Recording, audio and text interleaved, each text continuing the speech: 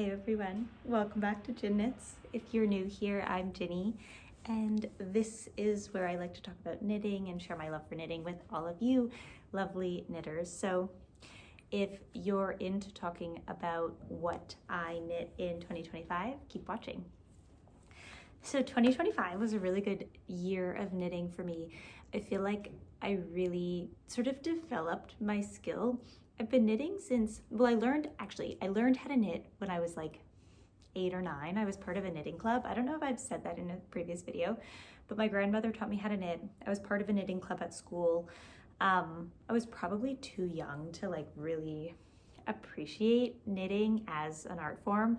But there's this really funny story that when I was in school, I guess the knitting club met once a week. Then my grandmother would come over sometimes during the day when I was at school, and she'd knit the scarf for me.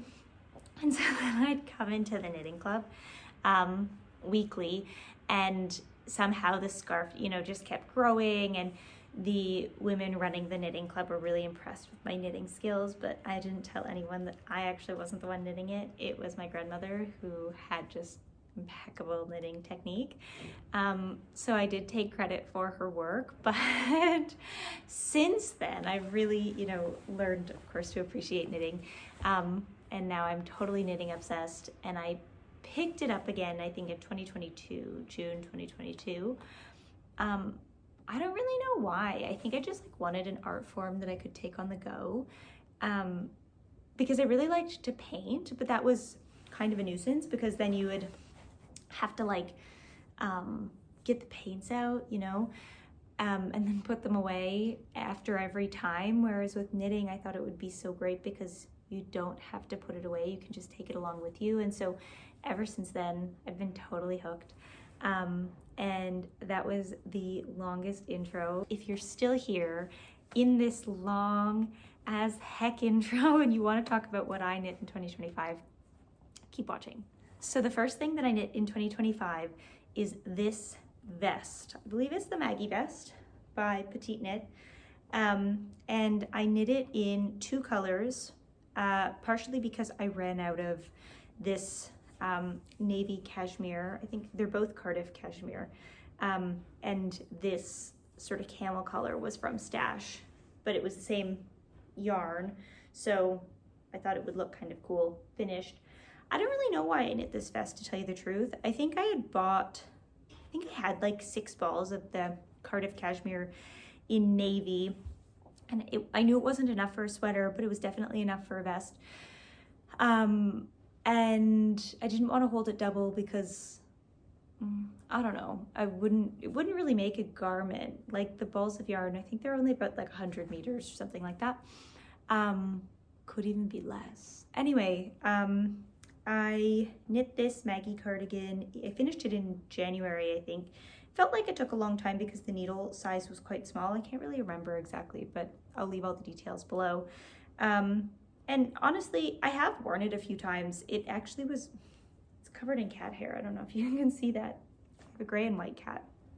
So any dark knitwear just clings to the fur, but that's okay. Yeah, I need to wear this more, actually, now that I'm seeing it. I feel like it was at the back of my drawer. I've worn it a few times, but I do need to wear it more because I really think it's really cute, and it's a nice weight, like when you kind of just want a knitted accessory that isn't, I don't know, a sweater or a cardigan. So, I enjoyed it. I really like it. Thank you for helping me rediscover it. And yeah, so that was the first thing that I knit. The second thing I knit in 2025, actually, it'll be a 2-part thing. So my boyfriend's brother got married over the summer, and my boyfriend's brother is particularly into fashion, and so is his wife. And so my boyfriend and I came up with the idea that I would knit them sweaters for like as a wedding gift. So I knit, I think it was sweater number 21. Sweater number 23 is the one, by My Favorite Things Knitwear. And I knit 2 of them back to back. The first, I think I did like the largest size because obviously it's a women's pattern, but I was able to modify it to fit sort of a tall man. And then the second one I knit was maybe extra small or small. I can't really remember, but the first one I knit was in Fonty Urga, holding one strand of Fonty Urga, which is a DK weight yarn, and one strand of soft silk mohair by Knitting for Olive. And I'll insert a photo here. I don't have the sweaters. I should have taken more. Maybe I have some progress pictures. If I do, I'll put them up on the screen. But this yarn particularly is like one of my hyperfixations of 2025. If you can get your hands on any Fonty Urga, I definitely recommend it. It's really hard to find, but I found it at Beautiful Knitters yarn shop in London. And I knit this sweater up. I kind of had to do some like mental gymnastics. I totally went off gauge because I really, like, I saw this yarn and I was like, I have to make the sweater in this yarn, even though I knew that the yarn was actually too thin for the pattern, but that's okay. Where there's a will, there's a way. So I knit up the first sweater in this gorgeous sort of like, I want to say it's like a hazily color. And then I thought it would be cute if it was the same pattern in two different colors. So the second sweater that I knit for my boyfriend's brother's wife is in this beautiful Fonty Fado, I think is the name of the yarn. So one strand of Fonty Fado and one strand of Knitting for Olive soft silk mohair, because I do love that haze. And the smaller one definitely knit up really fast. Also Fonty Fado is, I think, worsted weight, if I'm not mistaken. So it did knit faster than the Fonty Urga one, but all in all, I really enjoyed that process. And it was really fun to gift it to them because they just really appreciate clothes, especially handmade clothes. And it was a really good surprise. So I would definitely do that again. I have some girlfriends that are getting married, I guess like in the next year or two. So I've definitely thought about knitting them something, but if they're watching this, I haven't thought about that. So erase your memory. But I thought it would be a really good idea. It's a really good wedding gift, honestly. Like, the gift knit receiver can't even believe that you thought about them. And, you know, it's just such like a beautiful lifelong gift if you can give people something like that. Certainly people that appreciate it and people that are worth it. So those were sort of the second and third things I knit in 2025. And then the next thing that I knit, I have it right here. It's the Moby vest by PetiteKnit. And it's actually in that same Fonty Urga yarn combination. So with one strand of soft silk mohair in the color Hazel. And that's my signature. Did I tell you that's how I sign all of my knitwear? It's kind of fun. So this is my first cable project ever, and it was so daunting, but it was so fun to knit. Like, PetiteKnit really has thought deeply about this pattern, and so it became really easy to memorize because every time these cross, you do a cable. So knitting it around and around, you don't really have to keep looking at the pattern, and that just made it fly by. Like, it practically flew off my needles. And I've worn it a ton. It is so soft. Like I said, that Fonty Urga is just like butter. I think it's a merino and alpaca blend, and it's undyed. So it's actually the color of like black and white sheep sort of blended together, which is just the most beautiful thing, I think. And I think this might be one of the favorite things that I've knit this year. And it just, like, I'm so impressed every time I put it on. If I do say so myself, I'm really impressed that like I was able to do this. And it totally demystified cables for me and really opened my eyes in a way that it's like it's unlocked a new beast within me that I just want to keep knitting cables and wearing cables. And it's actually so warm. Like, having never knit cables before, I didn't realize that you're kind of making this like double layered fabric. And it makes for just the coziest winter garment, especially like as like a slipover, that it's not too warm, you know, like you can, because your arms aren't covered, it's not like, it's not like bunchy under, I don't know, a coat or something like that, but it is just, I'm so impressed, and I love this so much. And so this is my Moby vest, or is it the Moby slipover? I always call it the vest, but I think it is actually the Moby slipover. So my apologies, but the correct term will be in the description box below. So the next thing that I knit is actually what I'm wearing, and that is Cardigan number 9 by My Favorite Things Knitwear. This is the second time I've knit this pattern, and I just love it. This color is so out of my, you know, like, I don't think I own anything in red like this, and I don't even know if like this is a color for me. It feels very bright and very sort of tomatoey, but I saw so many people online with these like pops of red, and I just thought it was so beautiful. And so this is knit in pure Gynt, I think that's how it's pronounced, and 1 strand of soft silk mohair, I think in the color blood orange. Pure Gynt, I don't know what color it is. They have 2 reds that are very similar, so again, in the description box below. But this cardigan has turned into such a well-worn piece. I feel like I did knit, I did something weird. I sized down 2 sizes of my needles to do the ribbing for whatever reason. I have no idea why I did that. And somehow I just, you know, stuck to it. So like when I do up the top, it's really quite tight, so I don't really wear it all the way up to the top. If I were to change one thing, I probably, you know, one of these days should rip back the ribbing and knit it in 1 size down.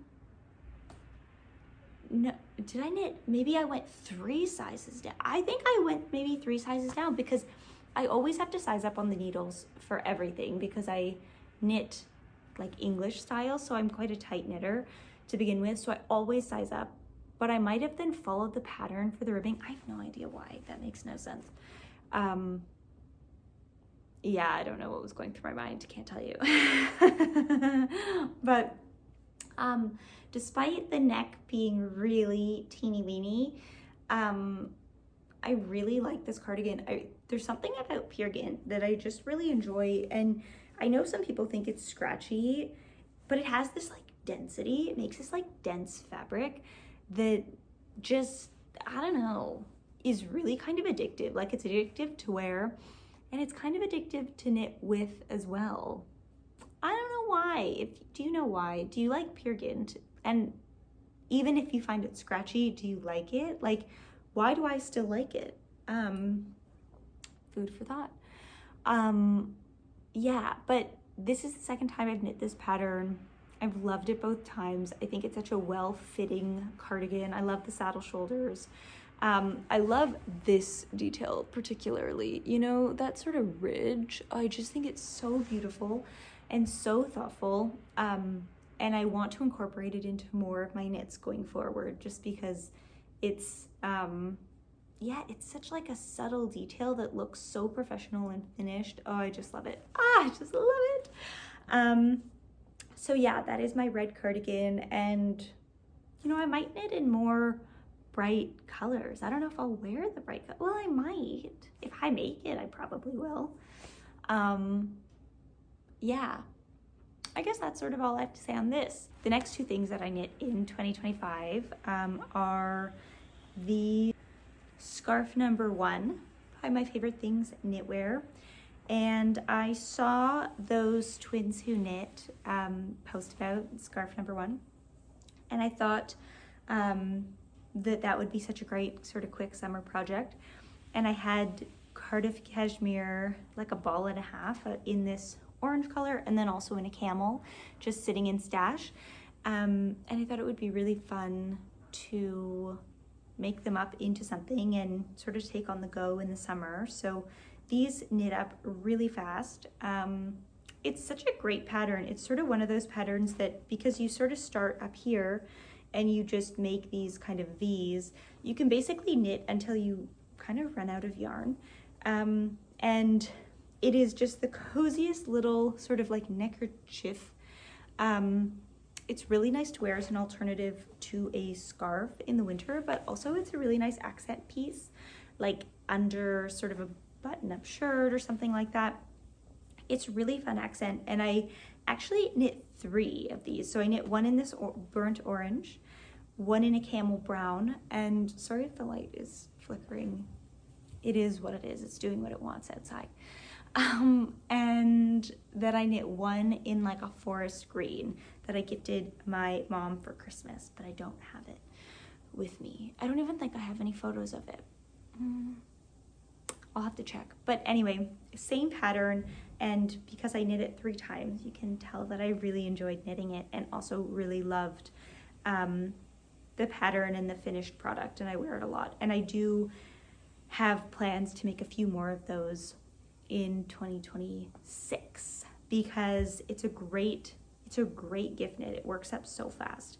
And that lace just makes it so sort of special and impressive. I think this was also the first sort of lace work piece I've ever done, so that was another kind of cool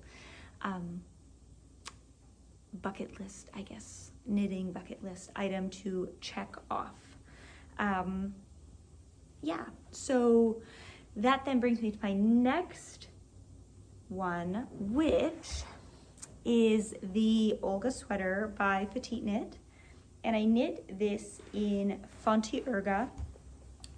So I was holding 4 balls of yarn in total.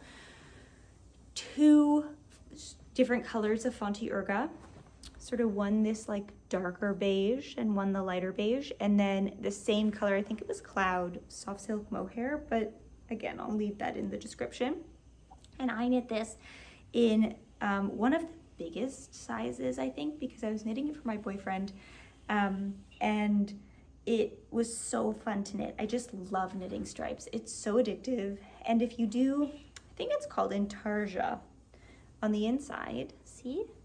You carry your yarn, the color that you're not using, along the inside, and you actually don't have very many ends to weave in at the end, so that was just such a genius idea. This is also the second time I've knit the Olga sweater. I knit it the first time for myself last 2 years ago, I guess now, in 2024, in the recommended yarn, which is pure Gynt, in that sort of navy color and the beige with like the tweed flecks. And I loved that. I love that sweater. I wear that sweater all the time. So I thought it would be really fun for my boyfriend to have a cute little stripy sweater. And he's just worn it so much in 2025, but also in 2026. He loves it so much. And again, that Fonty Urga is just like the most addictive yarn. It's so soft. It's like butter. And it just like works into the nicest fabric. Such nice drape. And I do love how the colors aren't super duper contrasting. They're kind of like a subtle contrast. But I think it makes it really sort of special, and like I've never really seen a sweater like this before. And I love that boxy shape, and it looks so cute on my boyfriend too. So I'd highly recommend the Olga sweater if you haven't knit it. It's just like, it's such a popular pattern for a reason, and I really love knitting it. I honestly, looking at it now makes you want to knit another, so that's that. So next up is the Terrazzo sweater, and I knit it in this beautiful brown color. I think both of the yarns are knitting for olive. I think one is like dark cognac, and the other might be brown bear. I think it is brown bear in soft silk mohair. And then I was holding 2 strands of merino in the color dark cognac. And I must say, knitting for Olive's Merino held double. While it is expensive, it is so squishy and sort of like bouncy. It's really different than the heavy Merino. And I don't think I'd ever knit with the Merino held double before. I'd held the Merino single, but something about this sort of held double makes it so luxurious. And this also might be one of the favorites that I knit in 2025. And I feel like brown is really having a moment. I didn't really realize how much I loved wearing a brown sweater until I finished this, but I've worn it all winter long. Having that roll neck is just super cozy. Sometimes I don't even roll it down. I knit it I think I knit it really close to pattern. Actually, this is a year of a lot of repeats. This is the second time I've knit this pattern. I've knit the Terrazzo sweater. I think I knit it 2 years ago in one strand of heavy merino and one strand of soft silk mohair. But I like this one. I know the key difference. The first time I knit it, I did it in twisted rib, but I really don't like twisted rib. It really hurt my hands to knit, so I was sort of like, I don't want to knit twisted rib again. So instead, I swapped out all the twisted rib for this 1x1 rib, and I'm so glad I did, because I think it looks just as cute, and maybe even cuter to me, but I don't know. If you also don't like twisted rib or have tips to make it hurt my hands less, please let me know, because maybe I was just knitting it wrong. I don't know. I think I broke like a pair of a needle cable knitting twisted rib. I think it was like I was putting so much pressure, you know, on like the butt of the needle where it where the wire connects. That was crazy. Has that ever happened to you?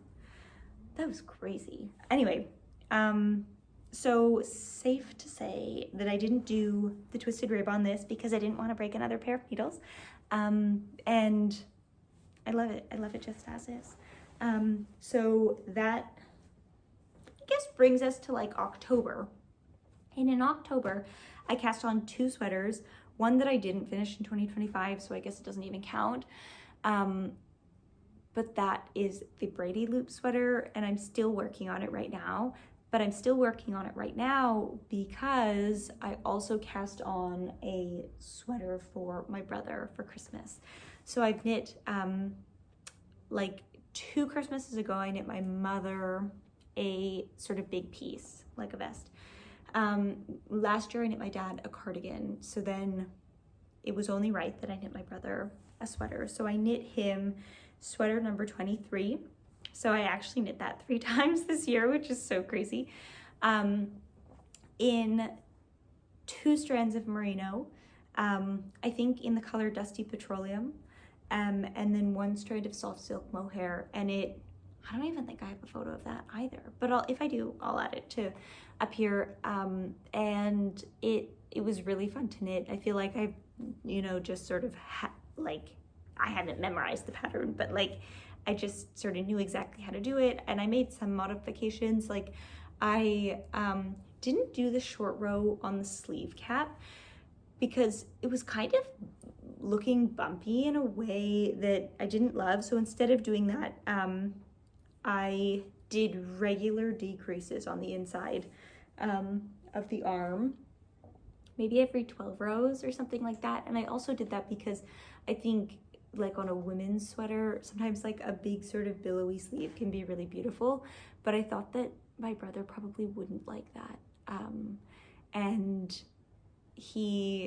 So I gave it to him on Christmas and it fits so perfectly. It was so exciting. He just loved it. I think he's worn it a ton since I've given it to him, which is really, really cute. Because that's the first thing I've ever knit him. So, yeah, I think that was a really sweet gift knit. That was really fun. And I think he couldn't even believe the color because that dusty blue, he wears it a lot. So it was really a perfect gift. And then I think the final thing that I knit in 2025 was an Oslo hat in Cardiff cashmere in this sort of like dusty gray. Sort of looks like gray with like lint on it, like a charcoal. Oh, charcoal, that's the color. Duh. And I knit it for my dad right at the end of the year, sort of snuck in right at the last minute. And I've modified that pattern. So I worked off of the Oslo hat, but I've modified that pattern a couple of times. I've knit that Oslo hat a few times. And each time I do it, I keep modifying it to the point that I don't even know if it's recognizably like the Oslo hat. So it kind of makes me think that I should start drafting that pattern, which is so crazy to sort of switch from like being the knitter to the drafter. And I don't know where that'll go, but if you're still here and if you would like me to take a look at drafting that hat pattern, I think that could be kind of exciting. So if so, please let me know down below, because I do need some positive encouragement to, you know, make that really big leap to pattern writing. But the thing about the Oslo hat is that I didn't want the brim folded because I don't really like a folded brim, but I know my dad definitely doesn't like a folded brim. And he sort of likes like a thinner hat, thinner, narrower, you know what I mean? Not so long. And I feel like hats these days tend to be getting like longer and longer and longer and quite slouchy. But I also didn't want it to be like a skull cap. I wanted sort of a little bit up top, but like pretty sort of low profile. And using, sort of adding some numbers to the Oslo hat and working, I guess, my own math, I sort of figured out this like perfect hybrid, and he really loves that hat, which I've since then inspired my mom and grandmother to knit according to my pattern, my version. So maybe they're like the unofficial testers of my newest hat knitting pattern, but my pattern definitely needs some work. So if you're interested, I will work one up and we can figure out a way to get the pattern out together, if that sounds like something that we'd all be interested in. And yeah, I guess that concludes 2025. When I think about like what I want to accomplish in 2026, I would say I want to keep doing more color work. I want to keep doing more cables, and just keep sharing my love of knitting with all of you, because it's a really magical thing that we can just, you know, with these two sticks and yarn, put something together, and it's wearable, and it's just like the most beautiful craft I think ever. And so if you're still here, know that I really appreciate you being here, and I thank you so much for watching and spending some time with me. And I can't wait to do this again very soon. So I hope you have the most wonderful day. Okay, bye guys.